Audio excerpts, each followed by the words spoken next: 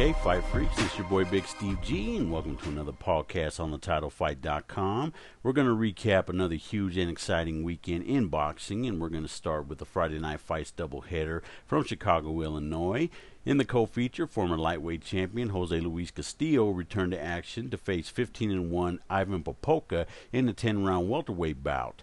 The last few years for Castillo haven't been good, as he has had problems with making weight for fights and has suffered some bad knockout losses in the meantime. We haven't seen Popolka since Ruslan Provodnikov destroyed him on Friday Night Fights in April of last year. Castillo dominated this fight from start to finish as he dropped Popolka in the second round and was very close to finishing him off. Popolka showed a lot of heart by getting up and fighting back and suffered two bad cuts on both eyes, one stemming from an accidental headbutt and another by a Castillo right hand. His face was a bloody mess, and the referee finally stopped the fight after the end of the 8th round. A good comeback win for Castillo. He looked very comfortable fighting at welterweight, and we'll see if there's enough left in the tank for another comeback.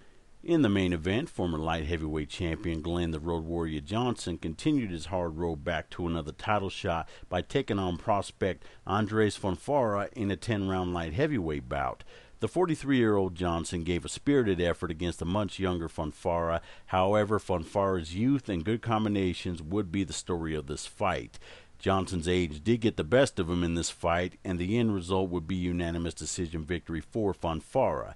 It is another end of an era, as Johnson would announce his retirement after this fight. He has had a great career, and you'll never find a more nicer, more honest, and hard-working guy in the sport, and we'll definitely miss him.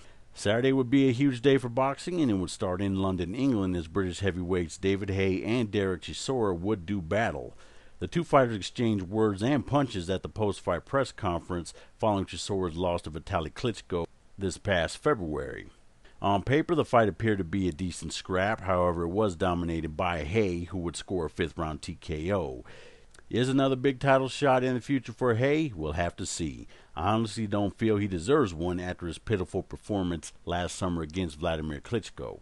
Now let's move on to the HBO main event between once again crowned junior welterweight title holder Amir Khan taking on fellow title holder Danny Garcia for the Ring Magazine junior welterweight title. Kahn was originally supposed to fight Lamont Peterson in a rematch in May. However, Peterson tested positive for a banned substance and the fight was canceled. Due to the positive drug test, Kahn was given back the WBA junior welterweight title, and a showdown between WBC champion Danny Garcia was set. Kahn was heavily favored going into this fight and predicted he would knock Garcia out. From the opening bell, Kahn stood in the center of the ring, throwing hard shots, trying to knock Garcia out.